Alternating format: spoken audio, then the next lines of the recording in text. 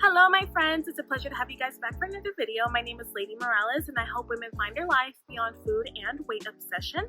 And in today's video we're going to be talking about how to be a confident plus size woman, how to finally get rid of all of those fears that you have about your weight that are holding you back to finally move forward into the life that you want to live. So today's video is for you, and I do have my little notebook, and as you can see the scenery has changed today because it is a beautiful day here in Atlanta. I wish you guys could experience this amazing weather. I do apologize for the noise. I'm going to try my best in the editing process to muse all that out. But let's just go ahead and get into the video. How to be a plus size confident woman so you can finally live the badass life that you're meant to live and let go of those fucking weight fears that are holding you back. So first step is, of course, awareness. You have to be aware of all of the social conditioning and limiting beliefs that society has implemented on you, or that you've conditioned yourself to believe that you have to be a certain way or to look a certain way, to do this and to do that, XYZ reasons. Literally go through all of the limiting beliefs and the social conditioning that you believe to be true for yourself. And not only does this apply for, how you look, but certain like diet rules and you guys know I focus a lot on diet recovery and plus size and being an eating disorder survivor while I was plus size. I had an eating disorder on both, like on the thin side of the scale and the plus size side of the scale, or overweight scale, B scale, whatever.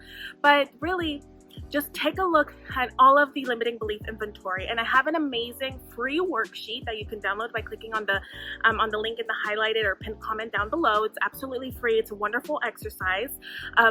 Just to explain to you how this exercise works in the video is you're going to write down your limiting belief, and then you're going to write down all of the reasons why it's not true. And this video is inspired by that worksheet because the worksheet actually goes a little bit more in depth. So you'll see what I mean. Download the worksheet. It's awesome. After you have identified the limiting beliefs and all of the reasons why it's not true, and when I say write down all of the reasons why it's not true, I literally mean write down all of the reasons why it's not true. I have an example in the worksheet, but pretty much, let's say, and I'll give an example from my life. I kept telling myself and postponing my life, saying like, oh, I had to lose weight and look a certain way to become an actress.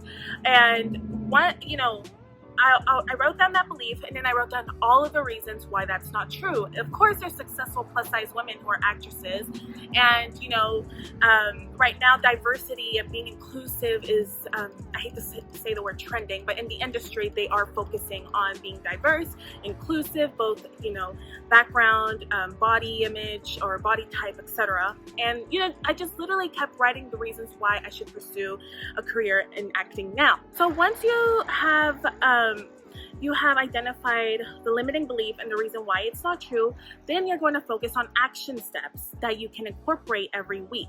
I like to do it weekly. It really depends on you. Some people like to do a new action step a day. It just depends on you.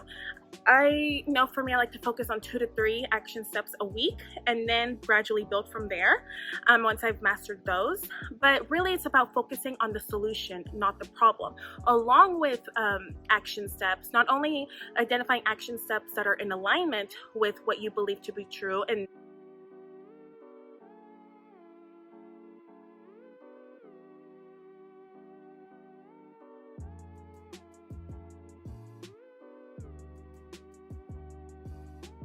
but also identify what is focusing on the problem and what action steps you can do today, or what action steps you can give up this week, today, or whatever, to finally let go of those old habits. So maybe I'll give you an example from my life. An old habit of me was hanging on to my skinny clothes and trying them on, or judging myself in the mirror if I've gained weight, or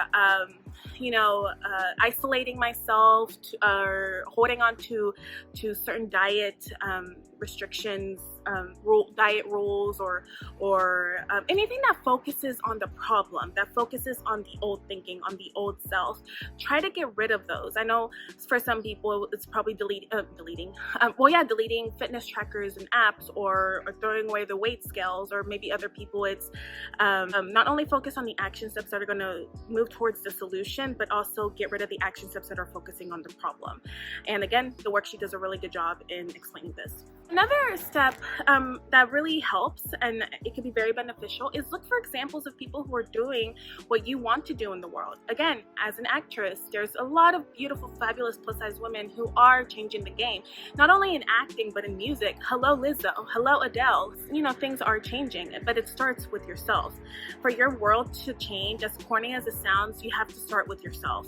So identify examples of people who are doing what you want to be doing, and just be wary that, you know, if they can do it, so can you. As ironic as it sounds, because I know a lot of women have these fears like, oh, I can't look good because I look this way, or I'm this size, or blah blah blah blah blah. I want you to know that that voice that is telling you that is conditioning. It's the limiting beliefs, it's the societal conditioning. Again, go back to step one, be aware. If you have this desire to still be thin, I'm not going to shame you out of it. It's totally fine and it's totally normal.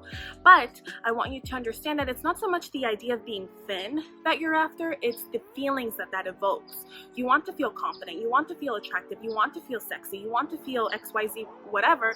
So do things that are in alignment with that, with those emotions. For me, again, just to give you guys examples, for me, what makes me feel really confident is when my hair is done, when I'm dressed up and dolled up, when I'm in dance class. Nothing makes me feel sexier and more passionate than being in my dance class. I love my dance class, and my dance class has really upped up my self-esteem. So go through your life and see what things do make you feel attractive, do make you feel those things, and do them. Again, this goes back to your action steps. Focus on the solution and not so much the problem. Of course, meditation and practicing awareness, because when you're rewiring your new beliefs and when you're getting out of your comfort zone, that negative voice, that doubt voice, or the negative voice is going to come up, and it's going to be like, oh my gosh, what are you thinking? You're so fat, you're so this, what makes you think you can do that? You're so fat, blah blah blah. Again, be aware of it. Just be aware of it, but learn to observe it and not try to change it, and even empathize with it. And it's okay to think these thoughts. It's okay to, like I said, it's still okay to have the desire to be thin. The transformation happens is when you allow that resistance and that negative clutter and everything to just give it that space to process out, instead of suppressing it and trying to avoid it and hide it by going on a diet, by trying to lose weight, or whatever case may be.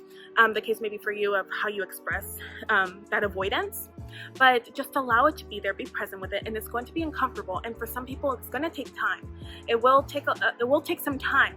But I will promise you that the more you take action and the more that you allow that you give that negative voice that space to be there, with time it will go away, and you will begin to see that you don't really care about your weight anymore, that you are happy, that your body is healthy regardless of what size, hashtag health at every size, and you're just finally free. You're free of and you're free to do. Once you can overcome this, and you can overcome these weight fears that are holding you back, you will begin to see that how little weight really had to do with living your best life. Don't forget to download that worksheet if you guys want to get a little bit more in depth and get a little bit of a concrete plan on how to apply this to your life. And if you guys like videos like this, or just do you have any feedback for me, of course, leave me a comment in the comment section down below, and we'll chat soon. Bye, friends.